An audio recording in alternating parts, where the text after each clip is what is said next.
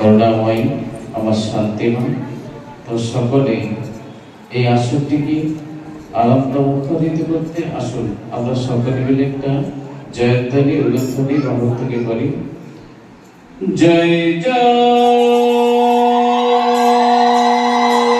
শান্তি হরি গুরু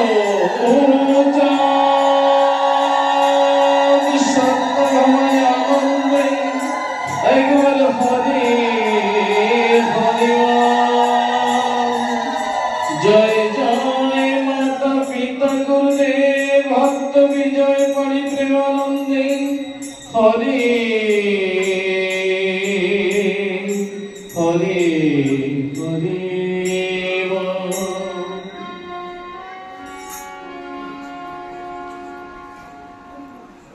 হে জগৎ পিতা বিশ্ব স্রষ্টা বিশ্বের মালিক পূর্ণ ব্রহ্ম পূর্ণাবতার শ্রী শ্রী হরিচাঁদ ঠাকুর, জগৎ মাতা জগৎ জননী শান্তি দেবী, পতিতের বন্ধ মুক্তি বারিধি মুক্তি যোদ্ধা শ্রী শ্রী গুরুচাঁদ ঠাকুর, আত্মা শক্তি মহামায়া সত্যভামা ঠাকুরানী দেবীর রাতুল চরণে জানাই আমার কোটি কোটি ভক্তিপূর্ণ প্রণাম। সহ জানাদি করুণায় ধরাধামে এসেছি সেই মাতা পিতার চরণ যুগলে জানাই আমার ভক্তিপূর্ণ প্রণাম। সহ প্রণাম জানাই জানার আশীষ নিয়ে, জানার করুণাতে আপনাদের গহনে চলতে ঘুরে ফিরে চলতে শিখেছি সেই পরম শ্রদ্ধেয় গুরুদেব ভক্ত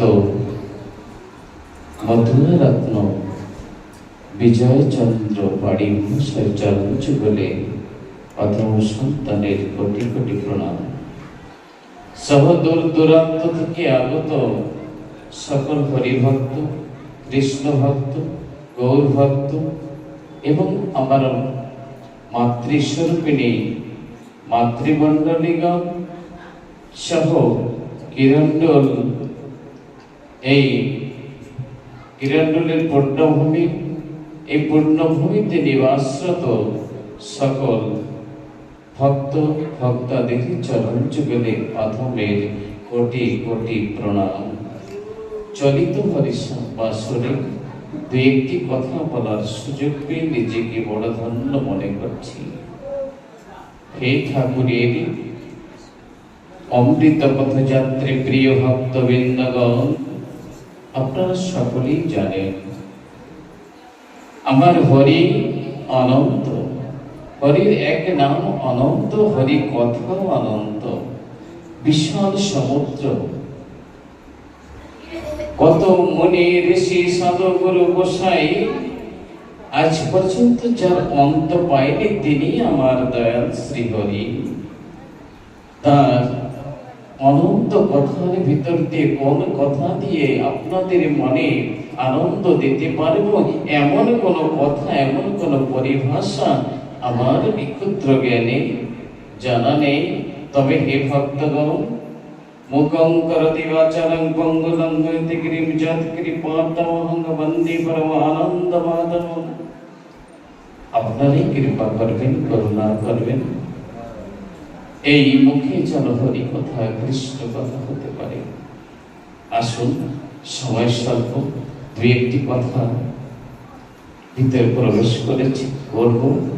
একটু আগে আমার প্রভাত দাদা যে কথা বলছেন, সন্তোষ সরকার মহাশয় একজন মুখ্য আকর্ষক ছিলেন এখানে, সহ তার ভাই, তার কন্যা বিপদগ্রস্ত কোমাতে আছেন রায়পুর হসপিটাল, সহ আরেকজন আকর্ষণীয় ব্যক্তি ছিলেন কথাটা বলতে গেলে বড় ব্যথা লাগে বুকের মাঝে। তিনি হলো কিশোর পাল মহাশয়, ডাক্তারবাবু। তিনিও কি হয়েছেন, কোমাতে গেলেন আর ফিরে এলেন না।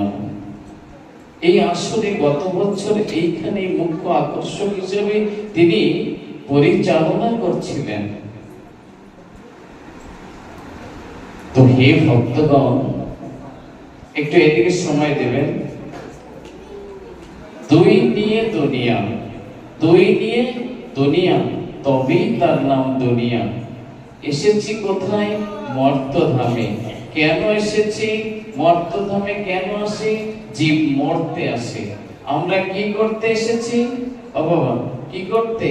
মরতে এসেছি, নাকি সংসারের এই সুখ ভোগ করতে এসেছি? কি করতে এসেছি?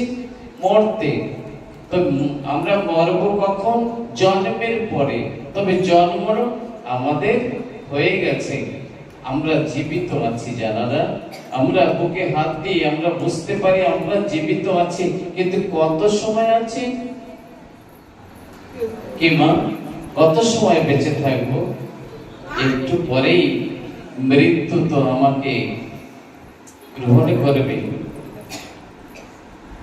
সংসার সাগর রূপে ভাই, সংসার সাগর রূপে ভাই, আরে মানব মীন সেজেছে। এই সংসারে এসে আমরা কি সেজেছি? মীন। মীন অর্থাৎ মাছ। মাছের একটা পরিশুদ্ধ নাম হলো মীন। তাহলে আমরা মাছ সেজেছি কোথায়? সংসার সাগরে, বিশাল সমুদ্র। এই সমুদ্রের ভিতরে আমরা একটা ক্ষুদ্র মৎস্য স্বরূপ, আমরা মাছ সেজেছি। কাল রূপী এক ধীবর এসে আরে জঞ্জাল জাল পেতে রয়েছে। কাল রূপী, কাল রূপী কি? কাল অর্থাৎ মৃত্যু। মৃত্যুর অন্য নাম হলো কাল। কাল রূপী মৃত্যু এসে একটা জঞ্জাল জাল পেতে দিয়েছে, আর ওই জঞ্জাল জালে আমরা বন্দী পড়েছি, বাধা পড়েছি। সংসার একটা, সংসার হচ্ছে একটা জাল, সংসারটা হচ্ছে জঞ্জাল। এই জঞ্জাল জালের ভিতরে এমন ভাবে আমরা বন্দী হয়েছি, এখান থেকে পার হওয়ার কোন রাস্তা আমরা খুঁজে পাচ্ছি না। রাস্তা নিশ্চয়ই দেখেছেন পরম দয়াল পরম পিতা শ্রী শ্রী হরিচাঁদ ঠাকুর, তিনি আমাদের সকলের পার হওয়ার একটাই বিধান দিয়েছেন, একটাই রাস্তা দিয়েছেন। সেই রাস্তাটা কি? ওই গানের ভিতরে অশ্বিনী পথ দিয়েছেন। এবার সাধু মহন্ত মকরে যারা ওই জালের ফাঁস কেটে যেতেছেন, তারা সাধু মহন্ত মকর, তারা মকরের সমতুল্য।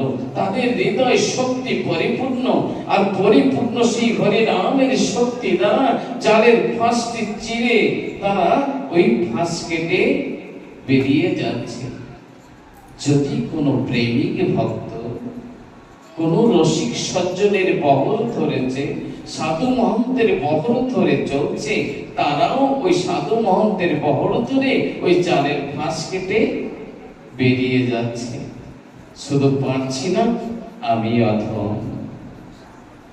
কেন? এই সংসার মোহ মায়া জালের ভিতরে আমি নিজেকে জড়িয়ে ফেলেছি। অনেক চেষ্টা করছি কিন্তু হচ্ছে না। একটু আগে আমার বোন লক্ষ্যে কীর্তন করছিলেন, কীর্তনের ভিতরে যে সব পদগুলো দিয়েছেন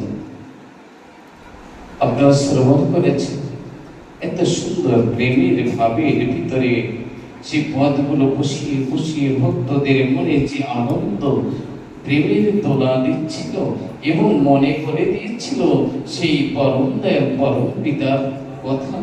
আমরা এই 6 জনের কবলে পড়েছি, যেখানে আমার পড়ার কথা ছিল না। কাম ক্রোধ লোভ মদ মোহ আশ্চর্য, এই 6টি রিপুর কবলে আমার পড়ার কথা কিন্তু ছিল না, কিন্তু পড়ে গেছি। তো তাদের যোগান দেওয়ার জন্য সদা সর্বদা তাদের খোরাক জগিয়ে যাচ্ছি। তারা কেন আমার কথা মতো চলবে? কেন চলবে বলুন? এই 6 জনকে যদি আমি আমার নিয়ন্ত্রণে রাখতে পারি, তবেই তো তারা আমাকে সঙ্গ দেবে। এই 6 গোসাই যার মই তার দাস, এই 6 জনকে যদি ষড়রিপু না বলে আমরা গোসাই সাজাতে পারি, তবেই তো আমরা মুক্তির সন্ধান পেতে পাবো, তাই না? এই প্রিয় ভক্তগণ,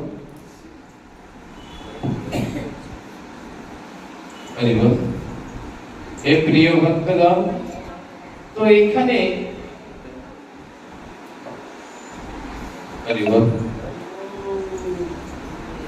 একটা কথা দেখেন, এই যে মানুষগুলো যারা ছিল মহান মহান মানুষ, একদিন আমরা অনেকেই ভক্ত বিজয়চন্দ্র পাড়ি মহাশয়ের কথা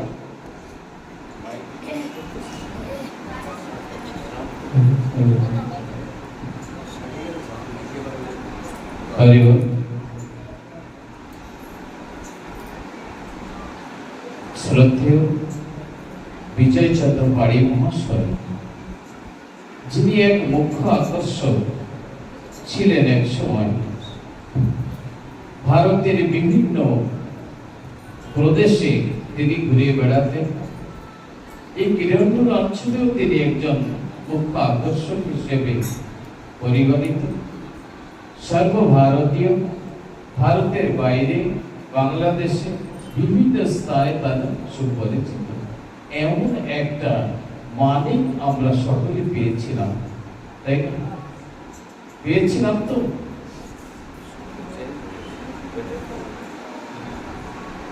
পেয়েছিলাম, কিন্তু তাকে আমরা হারিয়ে ফেলেছি। প্রত্যেক মানুষের জীবনে একবার, দুইবার, তিনবার করে সুযোগ আসে, কিন্তু আমরা ধরে রাখতে পারছি না, বুঝতে পারছি না। তো হে প্রিয় ভক্তগণ, একটু পরে মৃত্যু আমাদের সম্মুখে, তাই মৃত্যুটাকে স্মরণ রাখতে চেষ্টা করবেন। আজ যেখানে দাঁড়িয়ে আমি কথা বলছি, আগামী বছর অনুষ্ঠানে হয়তো আমি না আসতে পারি, কি আপনাদের ভিতরে কাউকে আমি হারাতেও পারি। তো এই কথাটা আমাদের ভালো করে বোঝা দরকার। কোনোদিন স্বপ্নেও ভাবিনি এই যে লোকগুলো এই বছর ইদানিং চলে গেল, এই মানুষদের আমি দেখবো না এখানে এসে, কিন্তু আগামী দিনে, আগামী উৎসবে এসে আপনাদের ভিতরে কাউকে হারাতে পারি, নয়তো আমি নিজেও হারিয়ে যেতে পারি। তাই প্রেম ভক্তি, এই জন্য বলছে তুলসীদাস ने कहा बिना प्रेम से ना मिले नंद लाला। तो भगवान के পেতে গেলে প্রেম ভক্তিকে আঁকড়ে ধরে রাখতে হবে। এই জন্য শ্রী শ্রী হরি লীলামৃত গ্রন্থে মহর্ষি তারকচন্দ্র সরকার তিনি লিখেছেন বদল চাঁদের উপখ্যানে। আপনারা সেখানে পড়বেন এবং যারা পড়েছেন, শুনেছেন, তারা অবগত আছেন। বদল চাঁদ তিনি ঠাকুরের একজন প্রিয় ভক্ত ছিলেন। বদল কি করে বদল চাঁদ হলেন? বদল রোগগ্রস্ত হয়ে ঠাকুরের কাছে ওরা কান্দিতে গিয়ে আশ্রয় নিয়েছিলেন এবং তিনি আর কোনোদিন এই মোহমায়া সংসারের ভিতরে তিনি আর ফিরে যাননি। তিনি সেখানে থেকে কি করতেন? ঠাকুরের কাছে বললেন, হে ঠাকুর, আমি এই ঠাকুর বাড়িতে আছি, আমার তো নিশ্চয়ই একটা কর্ম দরকার, তাই না? তো তুমি এমন কিছু একটা কাজ দাও, আমি সেই কর্মের ভিতরে, ব্যস্ততার ভিতরে নিজের জীবনটাকে অতিবাহিত করতে পারি। বলছে কি কর্ম করবি তুই? ঠাকুর বলছেন, বলছে তুমি যা দাও, তোমার মনে যা নয় এমন একটা কিছু কর্ম দাও, আজ থেকে তুই হরি নাম করবি। বেশ, ঠাকুরকে প্রণাম করলেন এবং অদূরে গিয়ে বসে পড়লেন হরি নাম, হরি বল, হরি বল, হরি বল, হরি বল। তার মুখে আর কোনো বল আর ফুটলো না কোনোদিন। সে হরি নামের ভিতরে মোহিত হয়ে গেল, শান্তিমা অতিষ্ঠ হয়ে গেলেন। আমার প্রিয় সন্তান সেই বদন চাঁদ, বদন এখনো তো খেতে আসছে না, দুদিন যাবৎ অনাহারে বসে আছে, কিছুই সে খাচ্ছে না, তাকে ডাকলেও সাড়া দিচ্ছে না। ঠাকুরের চরণ যুগলে গিয়ে মা শান্তি দেবী করজোরে প্রার্থনা করছেন, বলছেন ঠাকুর, আমি তো মা, সন্তানের এই বেদনা কষ্ট আমি সইতে পারছি না, তুমি একটিবারে গিয়ে বদনকে ডেকে দাও। সে তো স্নান আদি কিছু করেনি, খাওয়া দাওয়া তার বন্ধ, শুধু বিড়বিড় করে নাম জপছে। ঠাকুর ধীরে ধীরে গেলেন বদনের কাছে। বদন রে, বেলা যে অধিক হয়ে যায়, তুই স্নান করবি না? বদন কখন কি বলবে খুঁজে পাচ্ছে না। ঠাকুর তো বলেছেন তুই হরি নাম করবি, ওই হরি নামের ভিতরে তো সময় কই উত্তর দেওয়ার। তিনি সময় উত্তর দিতে পারছে না, ঠাকুরের কথা শ্রবণ করতে পারছে কিন্তু মুখে বলার সময় নেই। তিনি হরি নাম ছাড়তে পারছে না। যদি হরি নাম ছেড়ে আমি ওই উত্তর দিতে চাই, ঠাকুরের কথাকে অবজ্ঞা করা হবে, অবমাননা করা হবে। তাই হরি নাম ছাড়তে পারছে না। বারবার করে ঠাকুর যখন রিপিট করে বলছিলেন, বদন রে, বেলা যায়, স্নান করতে যাবি না? বদন কি হরি বল হরি বল হরি বল, যাবি না বদন? যাবো হরি বল, যাবো হরি বল। খাবি না? খাবো হরি বল, খাবো হরি বল। সব কিছুর মাঝে তিনি হরি নামকে পরিত্যাগ করেননি। এই হরি নাম করতে করতে করতে করতে করতে তিনি একজন সাত্বিক হয়ে পড়লেন। সততাকে অর্থাৎ সততার অধিকারী হয়ে পড়লেন। আর এমন সময়ে রোগাগ্রস্ত হয়ে ভক্তবৃন্দ যখন ঠাকুরের কাছে যেতেন, ঠাকুর কি করতেন জানেন? ঠাকুর ওই বদনের কাছে পাঠিয়ে দিতেন, যা তোরা বদনের কাছে, বদন যদি কিছু দেয় তাতেই তোরা ভালো হয়ে যাবে। বদন বলতো, দেখো আমি যে একটা অধম, আমি তো বিপদগ্রস্ত হয়ে ঠাকুরের চরণে এসেছি, ঠাকুর যা উপদেশ দিয়েছেন সেই উপদেশ মাত্র পালন করছি, তোমরা কেন আমাকে বিরক্ত করো? বলছে ঠাকুর পাঠিয়েছেন। ঠাকুরের কাছে গিয়ে বলছেন, ঠাকুর এ কি তোমার আদেশ? আমি তো এসেছি, তুমি তো কাজ দিয়েছো হরি নাম করতে, আমি তো হরি নামের ভিতরে আছি, তাই না ঠাকুর? তবে এসব যন্ত্রণার ভিতরে আমাকে কেন জড়াচ্ছ? বলছে, ওরে, এই হরি নামের সাহায্যে তুই এমন একটা জায়গায় পৌঁছে গেছিস বদন, যেখানে হরিতে আর বদনে কোনো পার্থক্য রইল না রে। আজ হরি চাঁদে আর এই বদন চাঁদের ভিতরে কোনো পার্থক্য নাই। আজ তোর ওই মুখ দিয়ে যা বলবি তাই হবে। যে কথা আমি বলবো সে কথা তুই বলবি, যে কথা তুই বলবি সেই কথা আমার কথা হবে। তো বদন, আজ তো গরমের দিন, অনেক গরম লাগছে, তুই আমার জন্য একটা বসবার জায়গা করে দিবি, একটা ছায়া দেখে? বলছি, হ্যাঁ ঠাকুর, কোথায় বসার জায়গা করে দিই? বলছি, কেন? ওই চটকা তলায়, ওখানে বসলে আমি একটু শান্তিতে বিশ্রাম নিতে পারবো। হ্যাঁ ঠাকুর। কিছু খড় কুটো নিয়ে গিয়ে বদন আজ কি করলেন জানেন? বদন নিয়ে দুটো বিছানা করে দিলেন, বসার জায়গা করে দিলেন, ঠাকুরকে বসতে দিলেন অপর প্রান্তে, ঠাকুরের সম্মুখে একটা জায়গা করে নিচে বসবেন বলে দুইটি জায়গা করে ঠাকুরকে বসতে দিলেন। আর নিচেও বসছেন, ঠাকুর বসে আছেন বদনের দিকে তাকিয়ে, বদন বসে আছেন ঠাকুরের পানে চেয়ে, অপলক নয়নে একে অপরকে দেখছিলেন। ঠিক অমনি সময় ঠাকুরের বাম দিকে থাকা সেই চটকা গাছ থেকে, গাছের নিচ থেকে একটা বিষধর সর্প ওই দুইজনের মাঝ থেকে ধীরে ধীরে ধীরে ধীরে ওই সর্পটি চলে যাচ্ছে। হঠাৎ বিচলিত হয়ে গেলেন ঠাকুর। বলছেন, বদন রে, ও বদন, দেখ দেখ দেখ, একটা সর্প যাচ্ছে না? বলছে, হ্যাঁ দেখতে পাচ্ছি। বদন রে, দেখতে পাচ্ছিস? ওই সর্পের মাথাটা কেমন লাল না? বলছে হ্যাঁ ঠাকুর, তাও তো দেখতে পাচ্ছিস।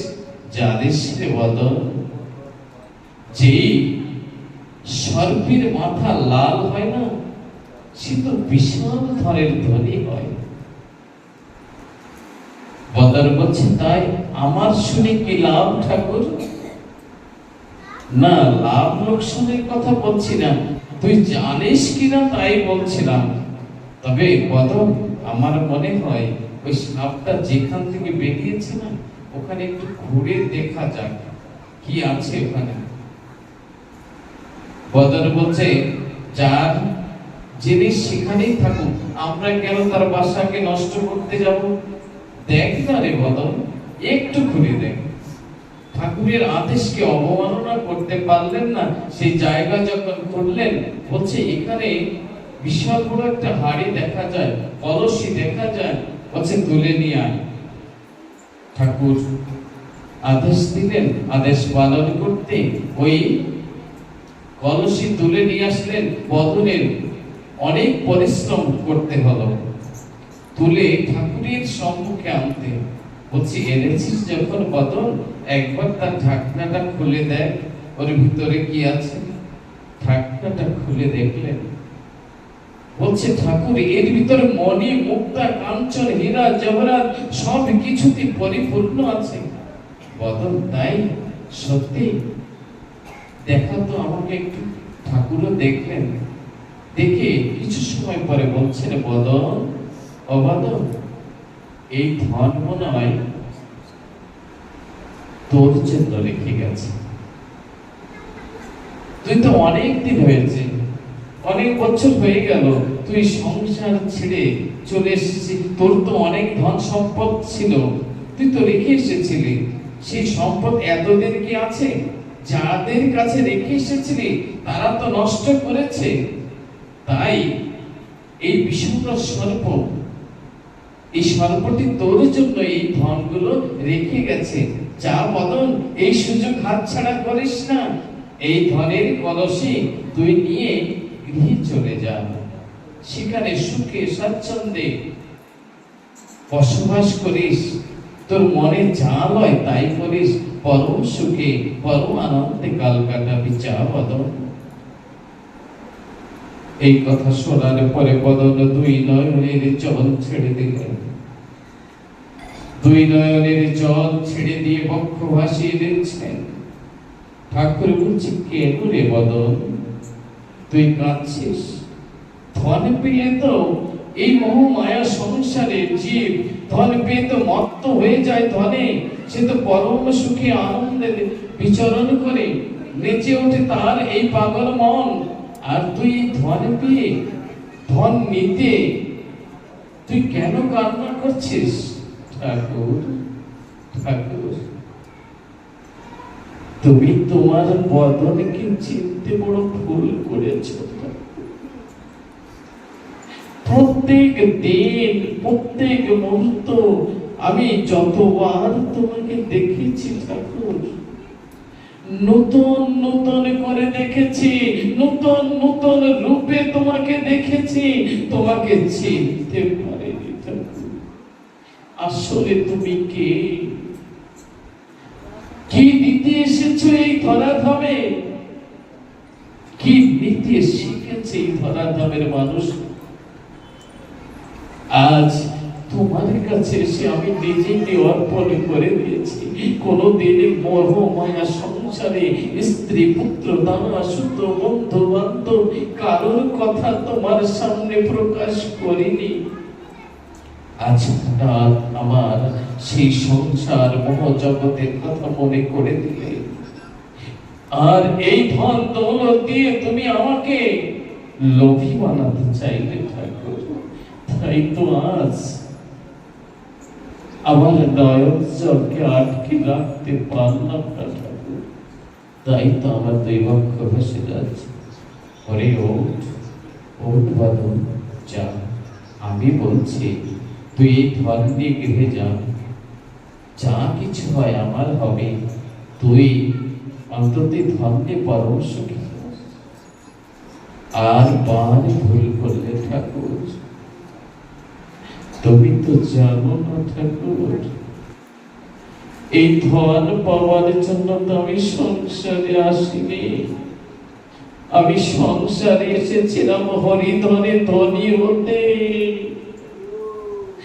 তুমি তো বিষয় তুচ্ছ ধন দিয়ে আমাকে পুনর্বার এই সংসারের ভিতরে যেতে বলছো ঠাকুর। দয়া করে তোমার ওই চরণ ছাড়া আমায় করো না ঠাকুর। আমি তোমার চরণ ছাড়া হয়ে থাকতে পারবো না। আমি যে হরিদলে ধনী হতে চেয়েছি, তুমি আমাকে কৃপা করো, আশীর্বাদ করো যেন আমি হরিদলে ধনী হতে পারি। এখান থেকে আমাদের এই শিক্ষা পাওয়া উচিত, ধন আমাদের জীবনটা যেমন সুন্দর করে গড়ে দিতে পারে, তেমন জীবনটাকে নষ্ট করে দিতে দ্বিধাবোধ করে না। তাই হে ঠাকুরের প্রিয় ভক্তগণ, আপনারা ধন প্রয়োজন আছে, যতটুকু প্রয়োজন ততটুকুর ভিতরেই থাকেন, কিন্তু তার ভিতরে থেকে পরম ধন হরিধন সঞ্চয় করতে চেষ্টা করবেন। জীবনের বেলা প্রায় অস্তাচলে, একটু পরে মৃত্যুরূপী কাল আমাদের গ্রাস করবেন। আসুন সবকিছু ফেলে হরি ধ্যান, হরি জ্ঞান, হরি নাম সারে, হরি নামে মাতোয়ারা মথুরা নাম যার। হরি নামটাকে যেন আমরা সার করতে পারি, হরি নামকে সম্বল করতে পারি। এই হরি নাম বিনে জীবের গতি নাই, গতি নাই, গতি নাই। তাই এই হরি নাম দিয়ে জীবনটাকে ধন্য করতে যেন পারি। তাই পরম পিতা পরম দয়ালের কাছে এতটুকু প্রার্থনা, হে পরম দয়াল, সকলকে তুমি তোমার করে নাও, তোমার মনের মতো করে গড়ে তোলো। অবশেষে আমার কথা এখানে আমি বিশ্রাম দিচ্ছি, সময় বহু হয়ে গেছে। তো কথাস্থলে যদি কোনো ভুল ত্রুটি হয়, অধম সন্তানকে নিজ সন্তানে জ্ঞান করে আশীর্বাদ করবেন, কৃপা করবেন, ক্ষমা করে নেবেন। আশীর্বাদ এই করবেন, যতবার ধরাধামে আসি ততবার এসে যেন আপনাদের মতো ভক্ত সঙ্গ করতে পারে। আসুন, জয় জয় শান্তি, হরি গুরু চাঁদ।